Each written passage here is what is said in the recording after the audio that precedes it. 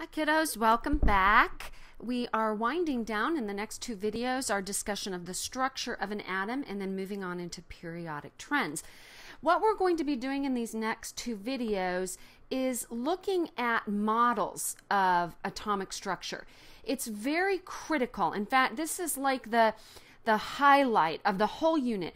You need to be able to use, draw, and interpret various models and representations. All right, that's interpret. I don't want to write more. So pay very, very close attention and make sure you write down your questions to ask me as soon as you get into class so we can make sure you have these down.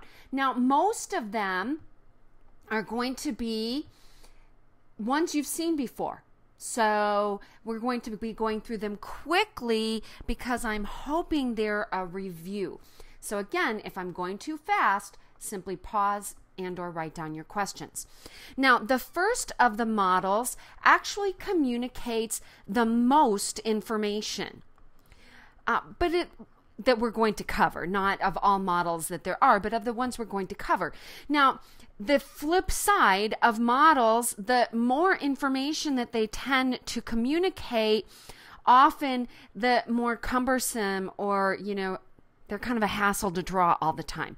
But this is an orbital diagram. And if you remember, we're always going to be starting with our lowest energy. An up arrow means a plus 1/2 spin, and then a down arrow. And then in the next sub-level, an up arrow and a down arrow. Now, remember that once we're in a sub-level, we go spins unpaired first, okay, electrons unpaired first, and then we pair them secondly, because that minimizes repulsion. The minute you pair electrons, it's kind of like sharing a bed. If three guys had to go into, say, a train car where people sleep and there's bunks, and there's only 3 bunks and there's no floor space, the guys are going to tend to go in, I'll do it up here, they're going to go into the original or individual bunks first, because guys won't share a bed. That's a male thing. Women, we just will share a bed and hang out and giggle all night.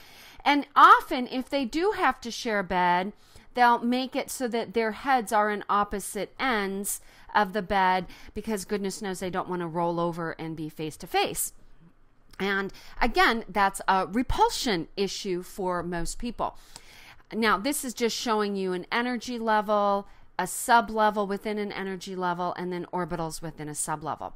So we're going to be looking at that type of a diagram, an orbital diagram. Now, I will say that what you can often get away with is simply drawing the outer sub-level, because everything else is going to be filled and doesn't provide us with much information that will differentiate. So we can often just focus in on this outer sublevel and get the information that we need. Let me erase here. All right, now let's refresh our memory on electron configurations. You'll often see in books little tree diagrams on how to do an electron configuration, and I really dislike those because they're a trick. That they do give you the filling order, but they bypass the understanding of using the periodic table and the rich information that can come from using the periodic table. Now, remember back to pre-AP or relearn from pre-AP, the number in front is the energy level, followed by a letter designating the sub-level, and then the superscripted, not subscripted, superscripted value gives you the number of electrons in that sub-level. Now, if you count down your periods, 1, 2, 3, 4, 5, 6, 7, you notice that the energy level for the S, the energy level is equal to the period number. For the P, the energy level is equal to the period number. For the D, it's equal to the period number -1. And for F, it's equal N, the energy level in front, because this is period 6 and this is period 7. I have a nice diagram I'll show you in just a minute that shows the F sublevels, sorry about that, plugged right into the periodic table where they belong instead of pulled out for streamlining effect. So N is equal to the period number minus 2. Okay, and it's like you take a walk through the village here. So let me change colors.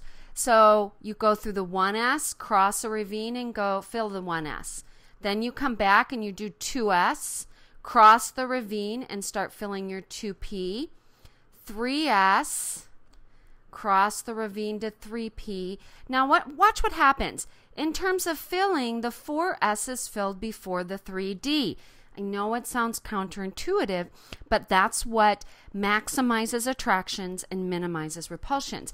Now notice you kind of go down a hill in a sense because we go from 4S to 3D.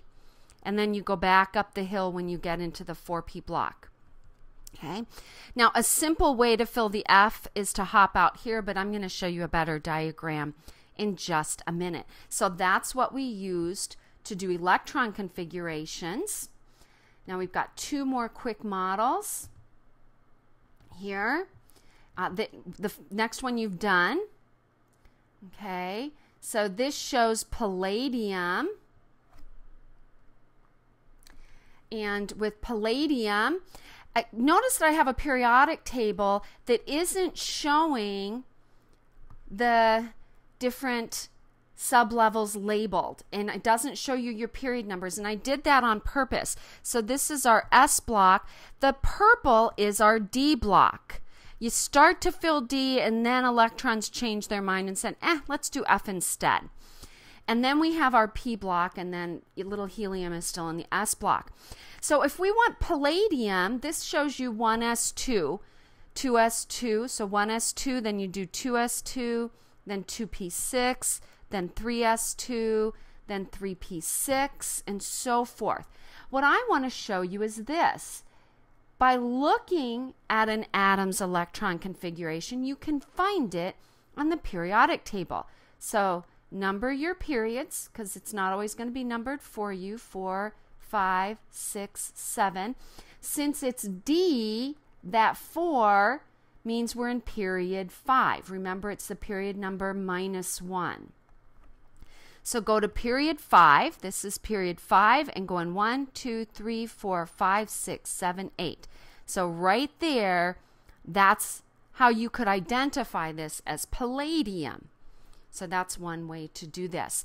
Now there is a shorthand notation, and in the shorthand notation, you go to the previous noble gas, which happens to be krypton, and then you pick it up from there. Krypton, that's 5s, and then 4d, 8.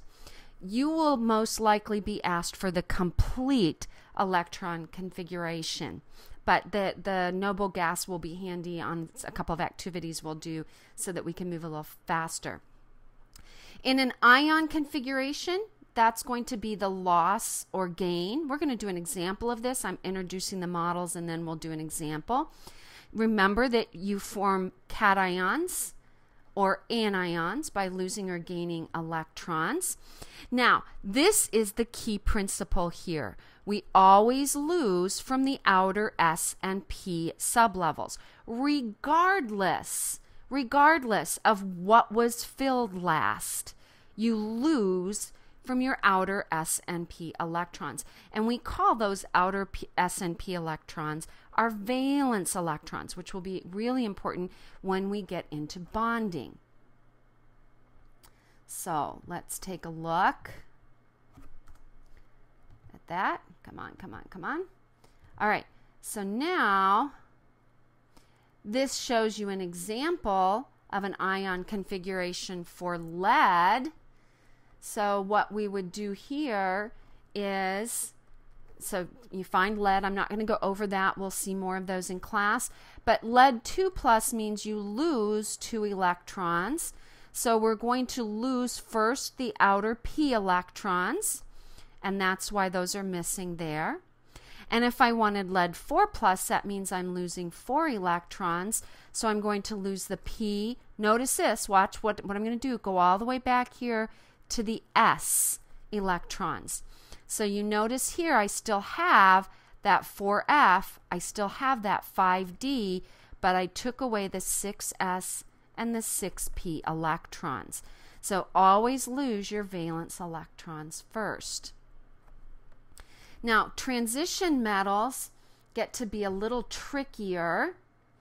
And here are the first period transition metals that we have. And I just wanted to give you an example of the variety of different charges they form.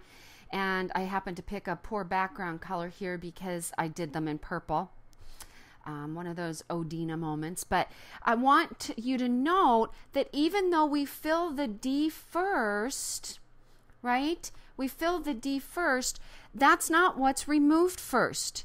Energy values change. As soon as you add new electrons, you're altering the attractive and repulsive force kind of mixture. And so they change. So even though you fill the D last, you remove the S first.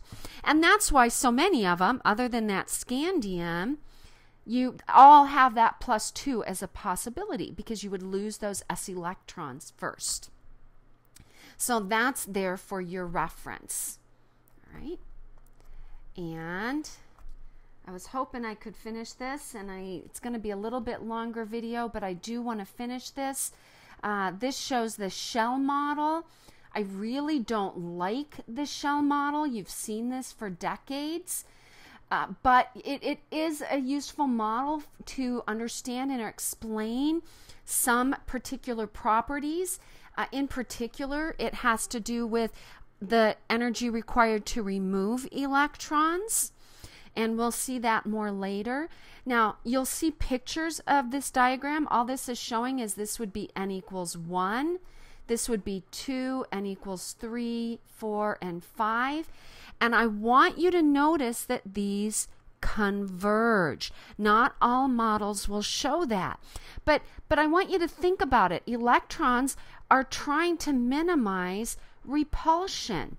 Well, as an electron, as the energy levels get further from the nucleus, if we simplistically think of a sphere, the volume, or maybe surface area of a sphere might be better. The surface area of a sphere increases dramatically. So more electrons can be accommodated out here while still maintaining roughly the same repulsion, or not causing too much repulsion. So we can get more electrons, the energy levels can get closer together while still maintaining that kind of personal space that those electrons want. Okay, so those are the models we'll be working with. So until we do our next video with some examples, this is, of course, your beloved chemistry teacher signing off.